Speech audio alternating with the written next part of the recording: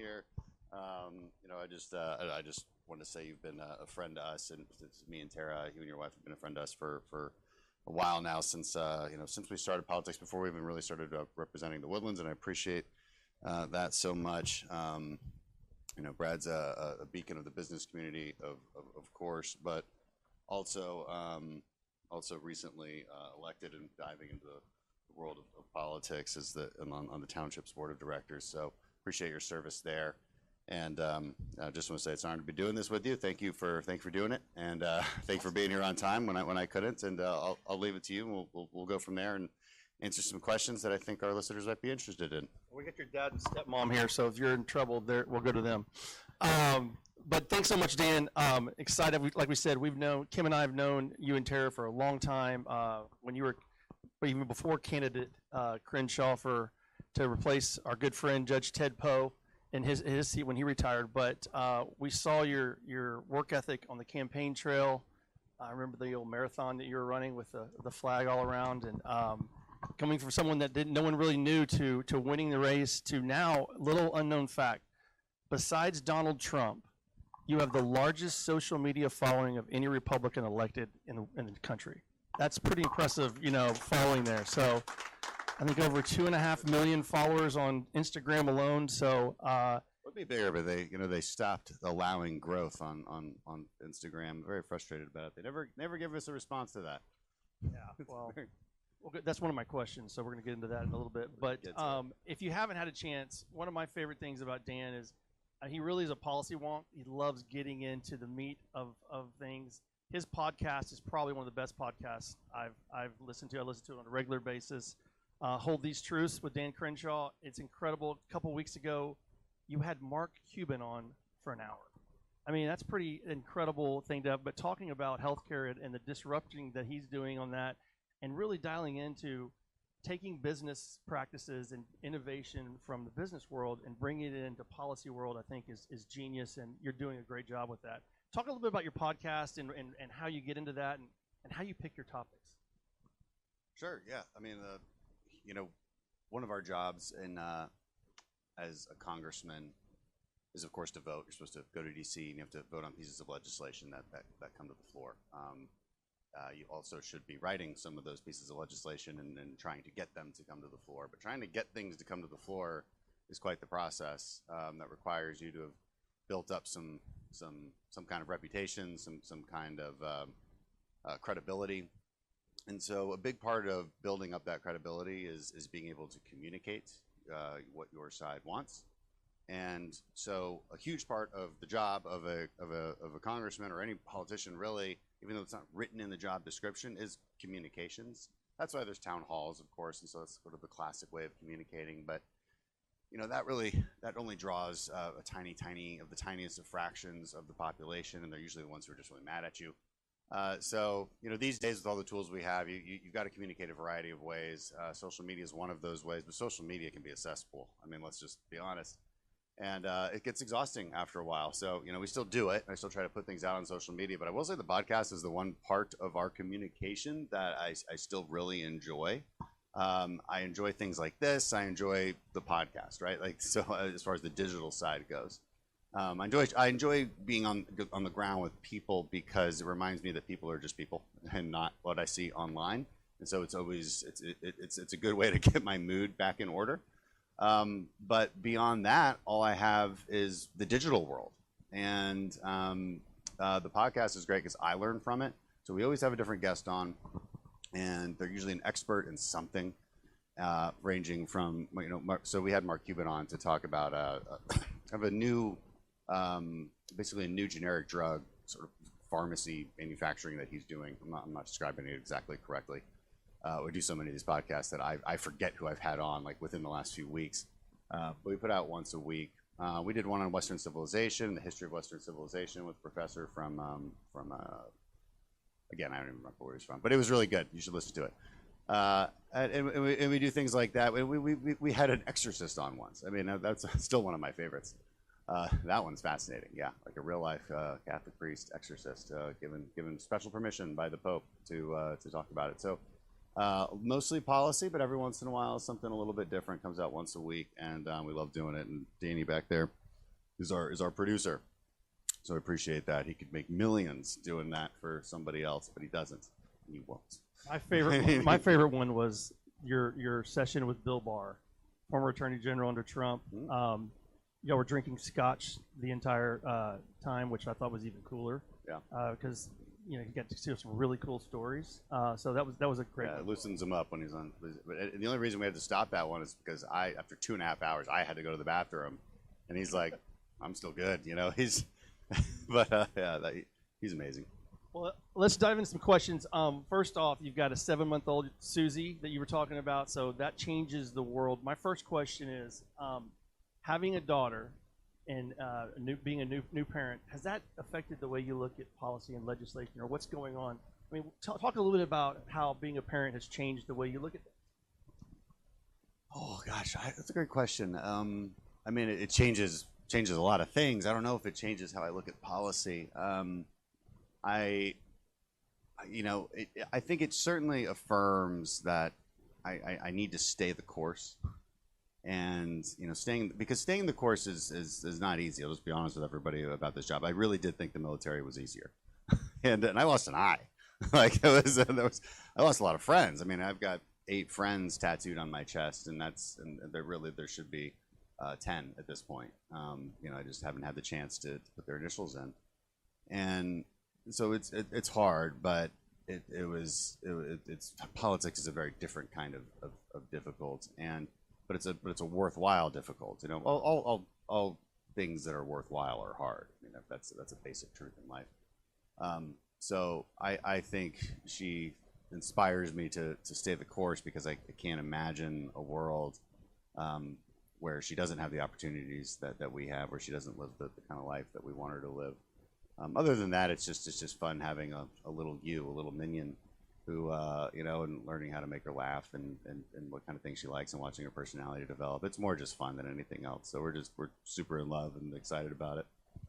That's great. Well, they change your world, and I think it's awesome to see you and Tara are so blessed with that. So if you can just tell that y'all light up in a different way that children bring out. So let's transition into another subject that's totally different from that, but the border. It has implications on all of our families, but we've seen so many things on TV. The El Paso, when over almost 1,000 people bum rushed into the United States, and the federal government is not doing in it. Fentanyl crisis that's affecting us.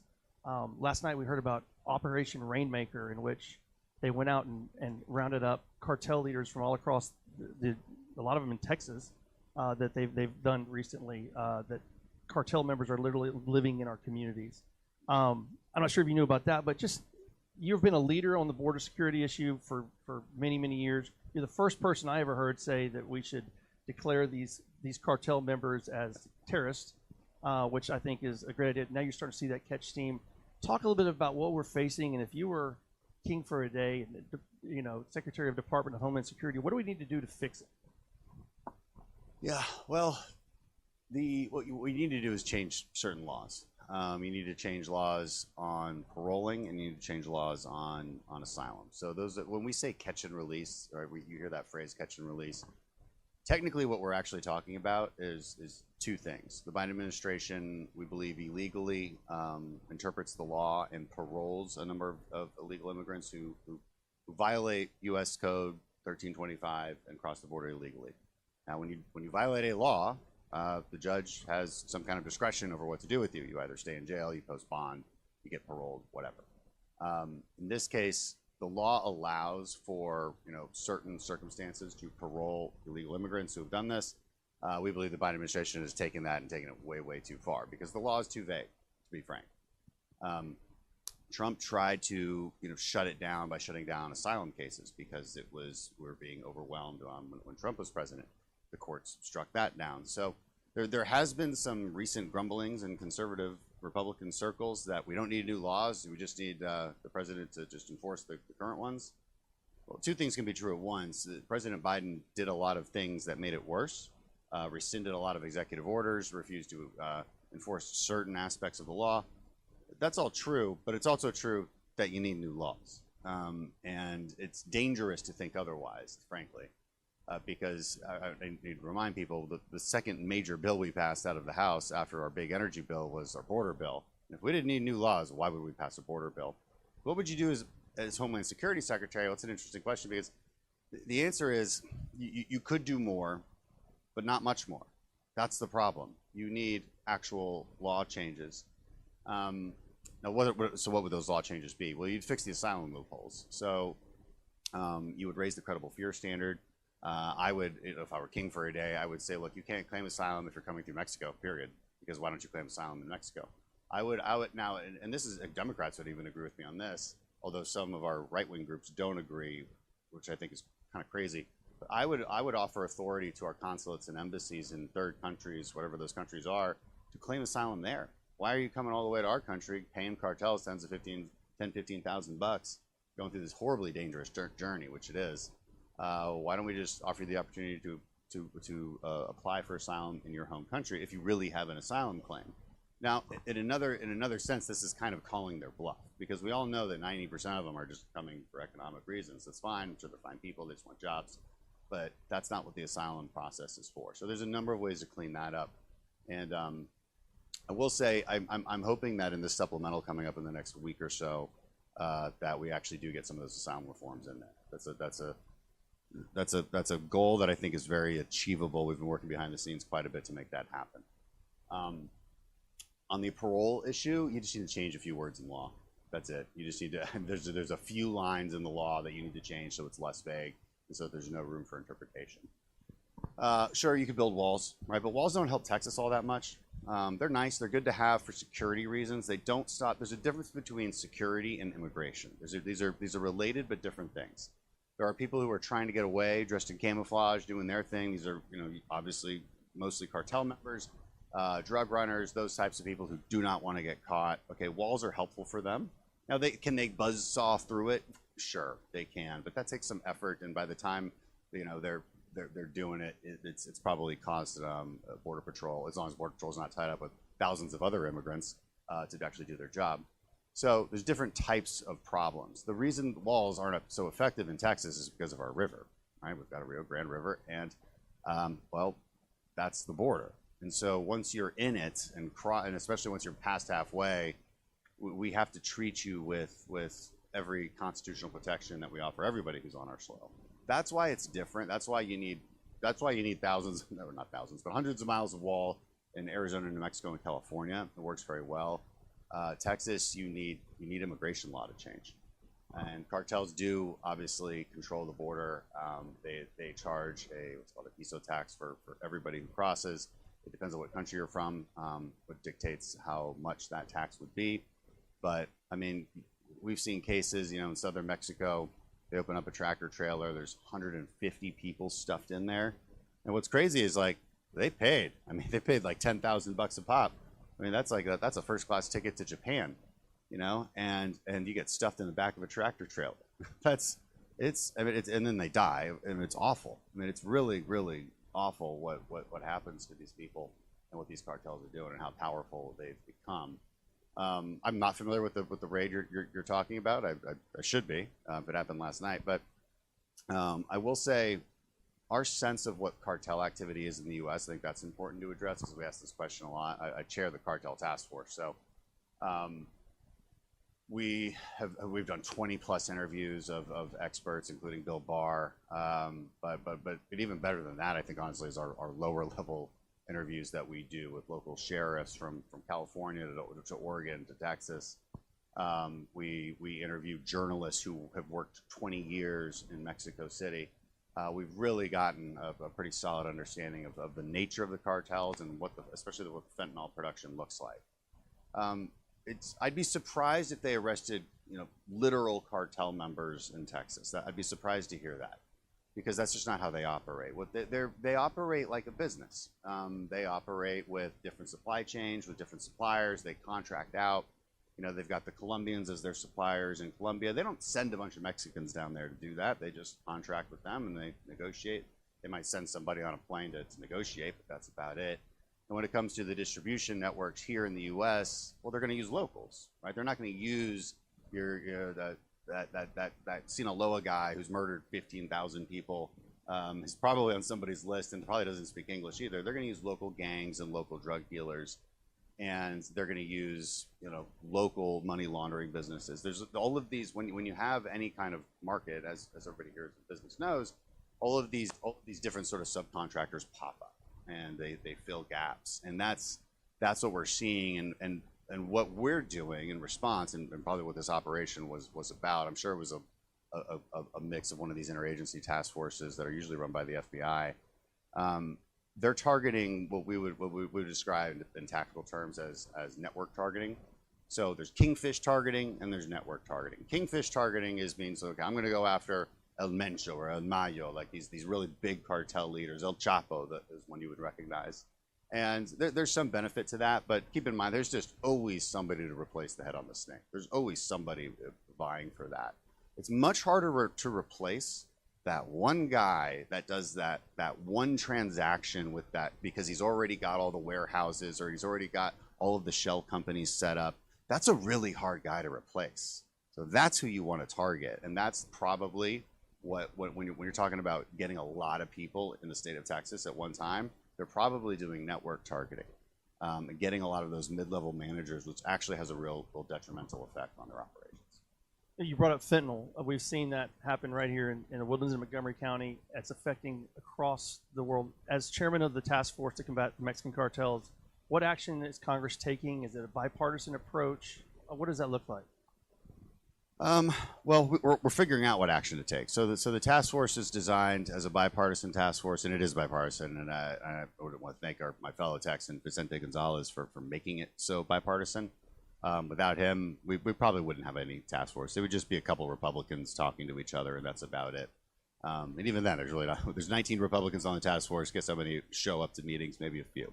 All right. Now, shout out to my friend Andy Biggs from Arizona. Is always there.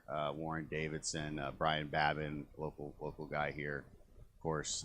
Your local congressman to our east is very active on it. But Vicente has been great. He's a Democrat from South Texas, and we both went down to Mexico City together about a month ago. Had a fantastic Codel down there, and we were supposed to go to Colombia last week, but we had to cancel. So nothing happens if it's not bipartisan. That's why this is so important, because we're going to be pursuing and promoting some fairly controversial things. I mean, when you talk about military force against the cartels, that raises some eyebrows. Okay, now we'll probably change that. We'll probably massage that language as we go forward. But every time we have a conversation with some kind of expert on something, we come up with a new idea that needs to be legislated. For instance, I was out in Los Angeles touring the CBP facility there that screens a lot of the air cargo that comes in. Because a lot of people don't realize, yes, everybody just kind of knows it all comes from China. Well, what is it? Where does it come from, and where does it go exactly? It is precursor chemicals that are legal. It's not fentanyl finished product. It is precursor chemicals. A lot of it actually comes to the U.S. A lot of it goes to LAX and Chicago. Those are our main air cargo hubs.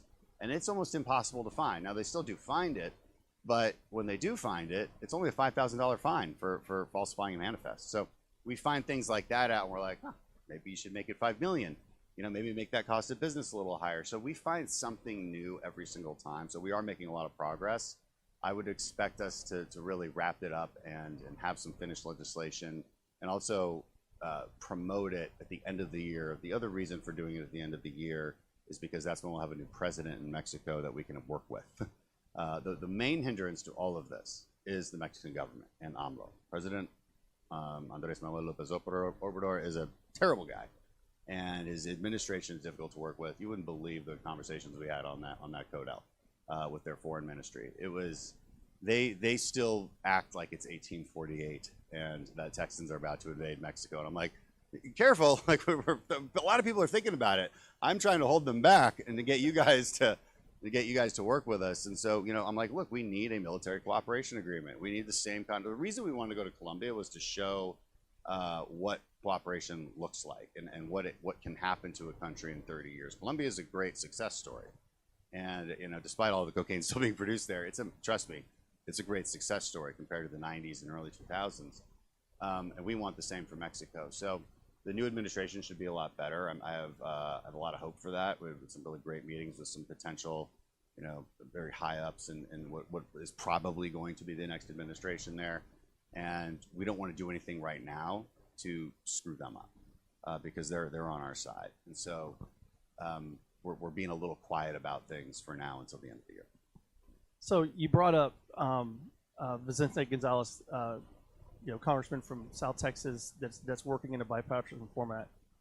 Bipartisanship is kind of like something that never happens anymore. Everyone's kind of got dug in, and maybe social media is to blame for that partially. But when I see, though, like they say, I can't believe I'm saying this, Senator Fetterman is actually moving on the topic and trying to push the Senate to do things. Are you seeing Democrats starting to really start to say, this is a no-win situation, our national security is at stake, people are dying all across this country? Are you starting to see movement to start people come together? Because there's no way anything gets done by either just one party. Everyone's going to have a seat at the table. With fentanyl in particular, yes. I mean, I'm not even sure it's ever been that partisan. It has a little bit where Democrats find themselves in this position where they don't want to admit there's a problem on the border, but they acknowledge the fentanyl problem, and Republicans are like, well, you got to fix the border. And so then we get into this argument about how fentanyl gets across the border, and it's kind of a dumb argument, but to the extent that it gets partisan, that's where it is. And I guess I'll explain in a little bit more detail what I'm talking about. I can do this in 30 seconds. Most fentanyl does come just in trucks and ports of entry. And so Democrats they swing back at us and they're like, it doesn't matter if you secure the border because it's all coming through ports of entry. And we're like, we only know it's mostly coming through ports of entry because that's where we're checking all of the stuff. You don't actually see what is coming out through other spaces. But it is true, most of it comes through ports of entry because it's so small. I mean, this one water bottle full of fentanyl is tens of thousands of pills worth a lot of money. So that's to the extent it gets partisan, it's there. But when it comes to targeting the cartels and actually doing something about it, I think there's a lot of bipartisan agreement there. Again, our main problem is a partnership with Mexico. That's the main problem, and that's what we got to fix. And we got to get rid of this president. But we're not going to get rid of him. He's going to be gone because you only get one term in Mexico. Thank God. So another issue that concerns many of our voters across the district is the kind of the infiltration of far left policies.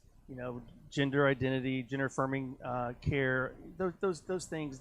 You have crucial legislation when it comes to blocking federal dollars to hospitals to perform gender reassignment surgeries. Can you tell us a little bit about what you're doing and take a leadership role in that? Yeah, so I'm trying to get them to bring it to the floor for a vote. Told the speaker, with all the criticisms and threats to motion to vacate, you need some good red meat. So let's put this on the floor, please. This is our bill that passed out of committee. And it is, so my committee is the Energy and Commerce Committee and the Health Subcommittee in particular. And so we oversee CMS, Centers for Medicare and Medicaid. And we oversee a lot of grant programs, of course, that go to different hospitals. And so one of those grant programs is a long-standing grant program. It goes to children's hospitals and helps them pay for their general medical education, which means their residents. Okay, there's generally not enough money in the hospital level or the state level to pay for the number of residents we need. So there's usually federal funding for that. And so this bill would simply say that federal funding is now tied to whether that children's hospital pursues gender affirming care or not. Now it's already legal in Texas, so this bill would have no effect on Texas, so that's a good thing.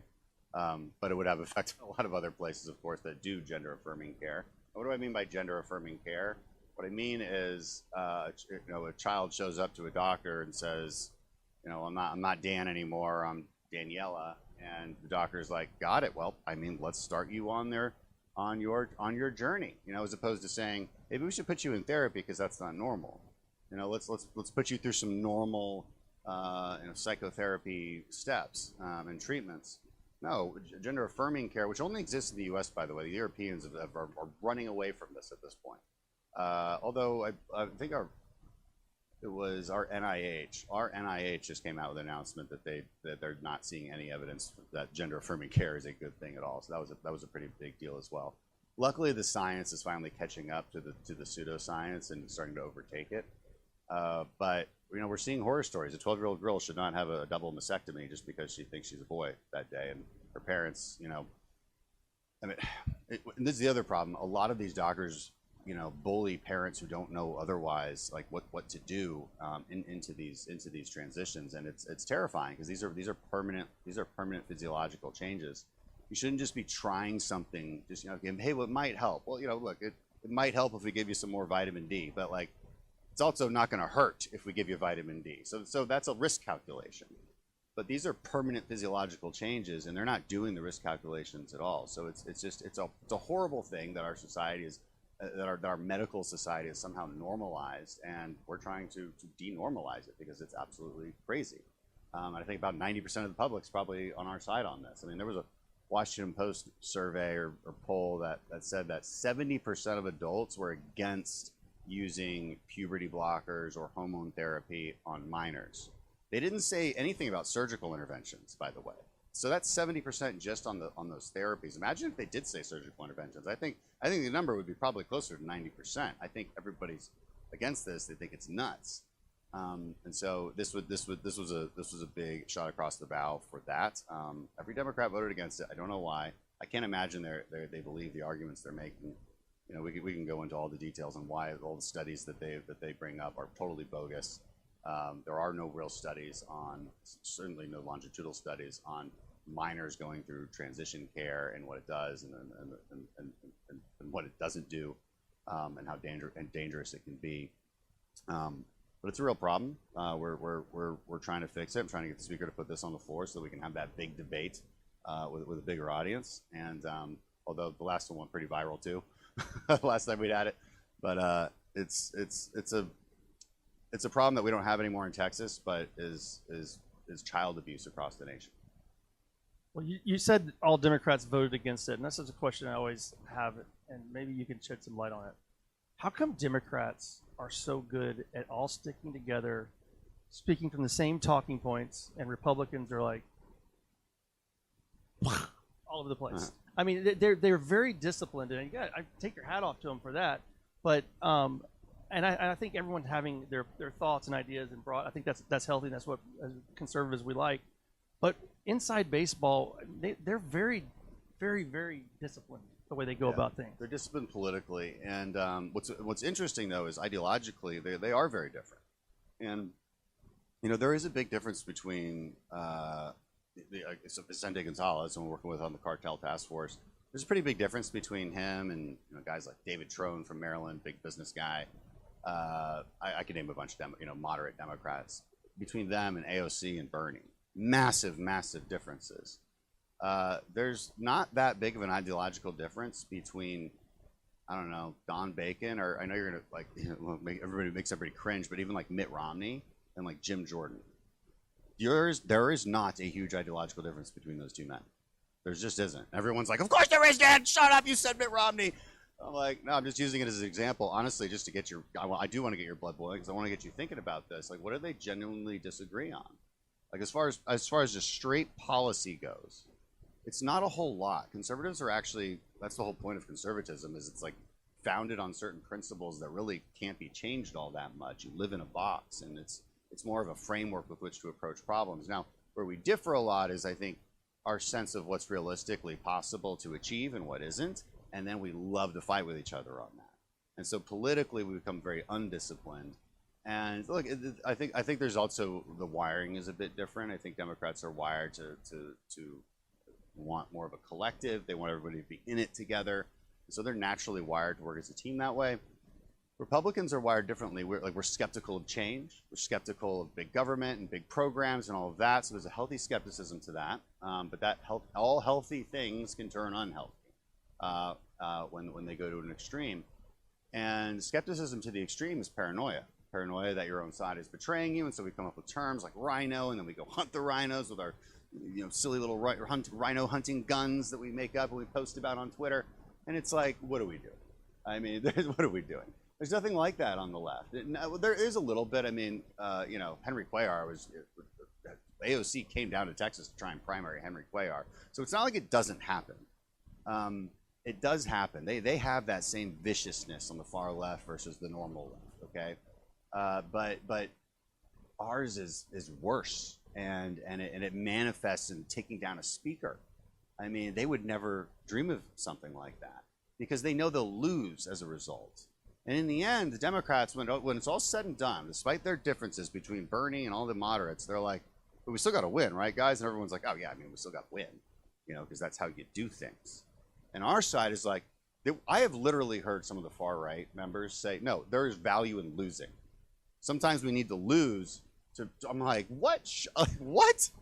I swear I've heard that. And so you have to understand that mentality. Like, there are certain groups, and a lot of the activist groups, they want to lose. They want to be in the minority.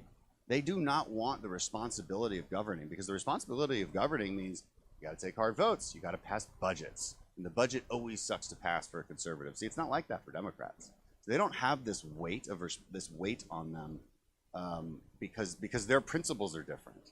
They can spend into oblivion. They get patted on the back when they spend more and create more programs. We get skewered for it. Our far-right activists find every little thing they can in every single bill to say, oh, there was another betrayal, because they went too far with their skepticism, and now it's paranoia. And so that's where we're just wired different. And so it will always be this way, I guess is my point. because until we wire ourselves differently, or at least get enough voters to understand that, like, the first goal is to win, guys, and then you can get at least the ball moved forward down the field for when it comes to conservative policy. Talk about discipline. I want to bring up something else. As you know, I work in the oil and gas industry for an engineering construction firm, and you've been out to our job sites and seen kind of what we do in the energy world. But as sitting on Energy and Commerce, it's the broadest jurisdiction of all the legislative committees in the House. You're seeing all types of things happening. But Earth Day is this month. April 22nd is Earth Day, and the theme of this year's Earth Day worldwide is planet versus plastics. And in your district, Chevron Phillips Chemical is their headquarters are here in the Woodlands. They employ thousands of people. They just did a $7 to $12 billion investment out in the Golden Triangle area of Texas. This is the same old playbook used by the left over and over again of the war on oil and gas, the war on fossil fuels. You know, attack. But seeing what they're doing here with Earth Day and seeing becoming more political across the world, unified, they're all speaking from the same talking points as before. And we're sitting in the energy capital of the world here. What role can the energy and commerce and the important policies that you guys are working on in your committee really protect that war on fossil fuels? Well, we got to win elections. This goes back to stop going after each other, win elections, don't be crazy, and then we can actually stop these things. In the meantime, we're just going to yell at them, and because that's what we can do, right? I've said it before. I say it all the time. The EPA is the most dangerous agency that exists right now. It's not the FBI. No, they're not watching you. It's not a corrupt DOJ. I mean, there's problems there. Don't get me wrong. But the EPA is the one place that wants to change your way of life. And so, okay, so Earth versus Plastics Day. Yeah, they've been at this for a while. They've got it in their heads that plastics have apparently no good quality to them, even though, I don't know, clean drinking water seems like a pretty cool thing. I don't know, advanced medical devices that are pretty much entirely made up of advanced plastics that come from Texas. I guess that's not a good thing either. Literally everything in this room has some kind of a plastic contribution to it, it's not that they're unaware of this, but they're sort of willfully unaware of it. More than anything, Democrats feel a need to virtue signal to their kind of radical environmentalist base. Now, does it translate into actual things that happen? Usually it hasn't, but recently it has, and so we have a long list. This is why I say the EPA has actually become dangerous. Whereas before, I think there was a lot of virtue signaling without a lot of actual danger. I mean, the IRA, for instance, a terrible waste of money, but didn't have any policy changes to it really. It was just a ton of money for unreliable sources of energy, which was frustrating. I will say that they also kind of saved the nuclear industry, so it wasn't all bad. But the Democrats didn't cheer that one for some reason. They got it in there, but they didn't cheer it. I'll name a few that we've been fighting and doing hearings about on the committee. Obviously, the liquid natural gas pause on certifying new LNG export terminals. That's a big deal. It's a big deal because what's it going to do? It's going to hinder future investment. It doesn't make sense if you want to actually decrease carbon emissions. I mean, the number one reason, like 60% of the reason, that's not just a number I'm pulling out of my hat. It's a real certified number. 60% of the reason that we've reduced our carbon emissions in the U.S. back to like 1990 levels is because of the fracking revolution, is because of natural gas. We're displacing coal. They want a Clean Power Plan 2.0. So this is a proposed rule by the EPA that requires new natural gas plants to adopt expensive new technology that doesn't even exist yet at a commercial level. This basically ensures that you won't want to build any new natural gas plants. That's a real problem when energy demand is increasing, 50% over the next couple of decades. Tailpipe rule, Biden's EPA is trying to force the mass adoption of EVs, electric vehicles, by just creating these highly unrealistic new emission standards for vehicles. This is nuts because people look. The EV market isn't that healthy. It's not. It's not that many people want them. You cannot force this kind of thing. Plus, if they did get their way, you have to imagine what it would do to the demands on our electrical grid, especially when we're not building any more natural gas plants. On top of that, they impose regulations too that would actually punish the kind of plants that are on all the time and therefore have the biggest capacity. You actually get awarded under their rules for having less capacity. The idea being that when you have like a 20% capacity natural gas plant, that usually means you can throttle it up and down. That's why it's a lower capacity. And the reason you even throttle it is because, and we do that in Texas all the time because we have so much wind energy. And so our gas plants are constantly throttling up and down to accommodate whether we're getting a ton of wind or very little wind. If we're getting very little wind, they ramp up. If we're getting a lot of wind, they ramp all the way down. But that's a very inefficient way to do energy. And it requires a very, very sophisticated electrical grid, which can fail at times, which we saw during the freeze a couple of years back. Methane rules, another big one, basically taxes and requirements on, this is especially harms our smaller producers, not the guys in the woodlands with the big headquarters. Doesn't really bother them, but it really hurts our smaller, mid-sized producers that have all of these wells. They can't afford to put a bunch of new equipment out there to measure methane or whatever it is. There's another one they're pushing through, which is a particulate matter rule. We have some of the lowest particulate matter in the world, especially as the standards go. It's at 12 right now, which is kind of obscene. England is at like 22, and so now they want to reduce it down to like 9.5, which would put most states just completely out of regulation. And what does that mean? It means it's going to be harder to permit new manufacturing that creates particulate matter. So you're going to really harm manufacturing and more energy production by imposing these costs on us. It's bad. When I say they're dangerous, they really are coming after your way of life.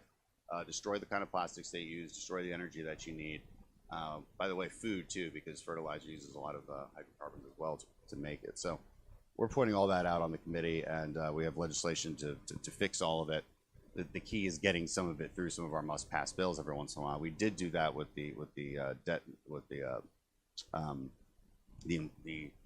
when we did the debt ceiling negotiation back under McCarthy last year. We were able to get permitting reform in there, which was really big for our energy sector here. I've never seen our energy sector in Houston light up the way they did over that bill. Well, let's turn it to local.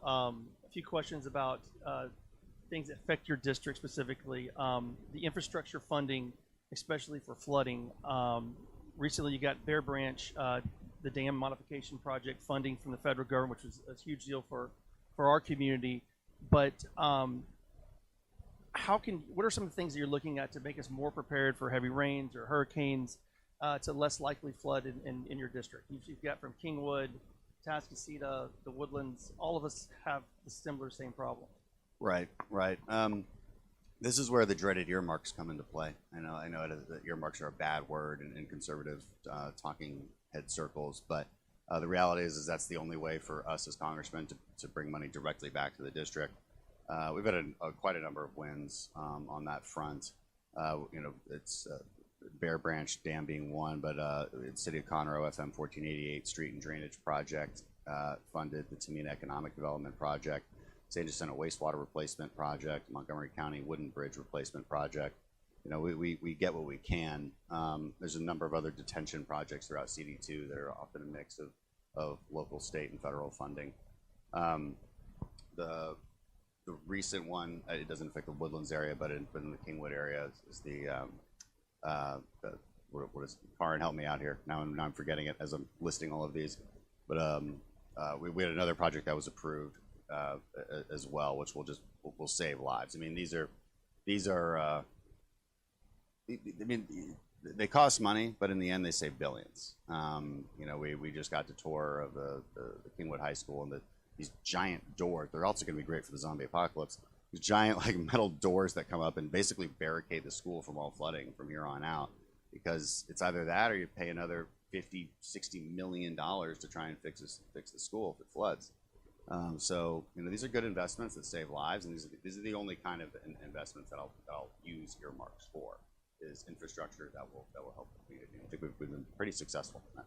Here in the Woodlands, we're celebrating our 50th anniversary, and we've got a lot of muds and water treatment plants and that throughout our community that are aging and getting older. So it's something that we are looking at all the time, and I know we've worked hand in hand with you of being able to outline some of those projects. But having those type of funds being dedicated to infrastructure projects, especially in aging infrastructure, is critically important. So we thank you for that. Here we're at the chamber. I think the biggest advocate I know the biggest advocate for small businesses and businesses of all type is the chamber. And the Woodlands Area Chamber does a great job at advocating for businesses. What are some of the things that you're looking out for small businesses in your district at Congress? Well, a lot of it are things we talked about. What do businesses need? I mean, you need a stable operating environment. You need to know what your taxes are going to be. You need to know that your electricity bills aren't going to skyrocket unnecessarily because of certain regulations on putting. So fighting a lot of these burdensome regulations obviously affects any business, no matter what kind of business you are. We did manage to get out of the House a pretty solid tax bill that I think, bipartisan tax bill, by the way, that I think would help a lot of businesses here. It's called the Tax Relief for American Families and Workers Act.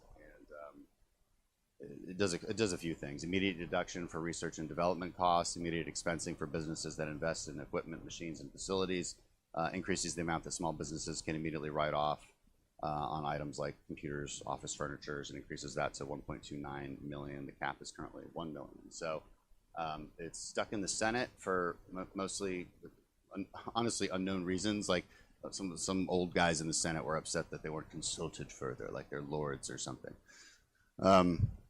And the senators. So it also adjusts the reporting threshold for subcontract labor from $600 to $1,000. So that could help some of you as well. It passed with quite a bit of support in the House. So there's really no reason it shouldn't become law. I think they're working whatever they're working out in the Senate. I also supported and made sure we got across the Association Health Plans Act, which passed the House last year. Again, stuck in the Senate, so I don't want you to be too excited. But allowing small businesses, including self-employed individuals and independent contractors, to pool together and negotiate as a single health plan. So this is something maybe a lot of you do. The Biden administration is trying to attack this through regulatory fiat. So that's of course just yet another problem that we're dealing with and why we need to win elections.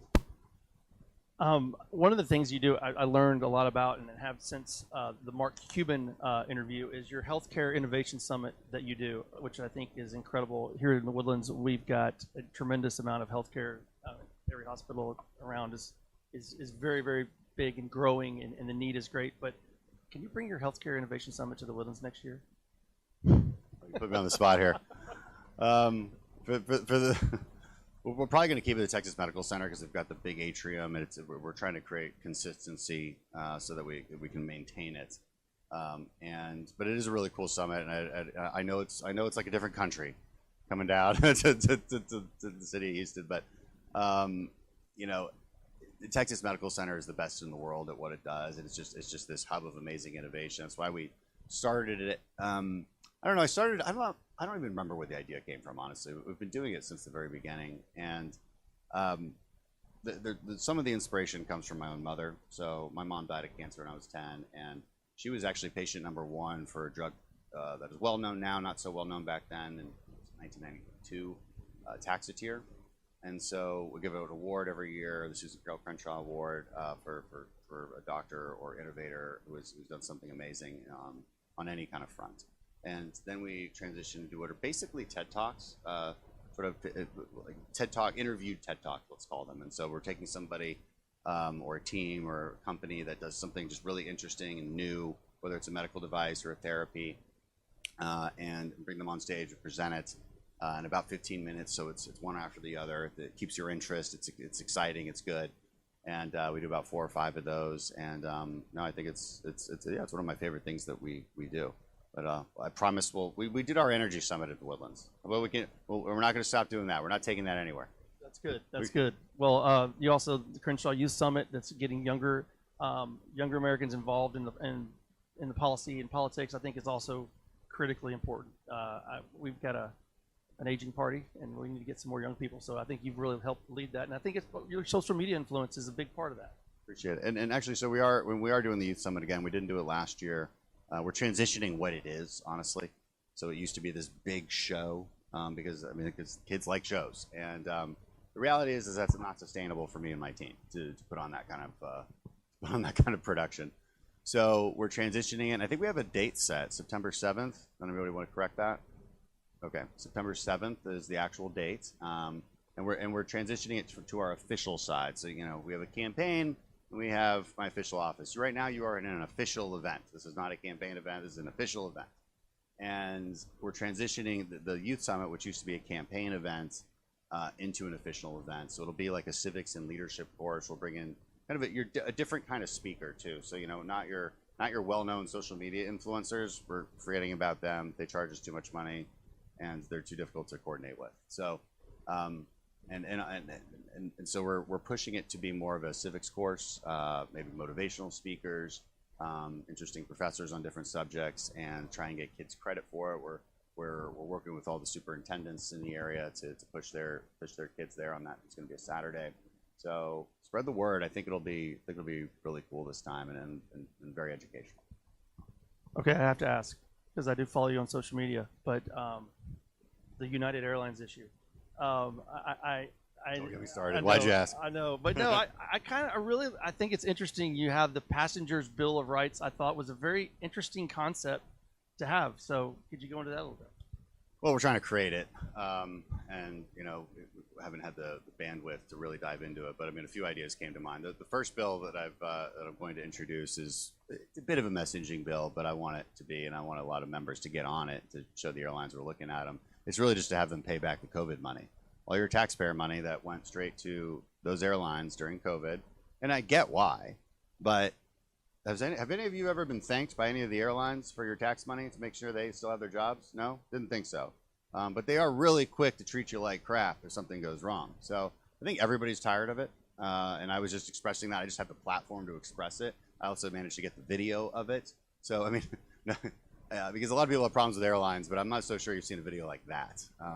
For those of you who don't know what we're talking about, my sweet wife, not me. See, if it was me, you'd be like, you probably said something, Dan. But it was just my wife and my baby daughter. She was 2 months at the time, and our 2 dogs, one of which we've recently lost, and her mother. And they were traveling to meet me, and the ticketing agent just wasn't having it, and she said one of the dogs was too big. This dog has flown 500 times. The dog's not too big, and so they don't even discuss it that much. But what this lady wanted to do was actually take pictures of the dog, take them out, report my wife, and I was like, "No, we're leaving. We're gonna go take a Southwest flight because they're friendly."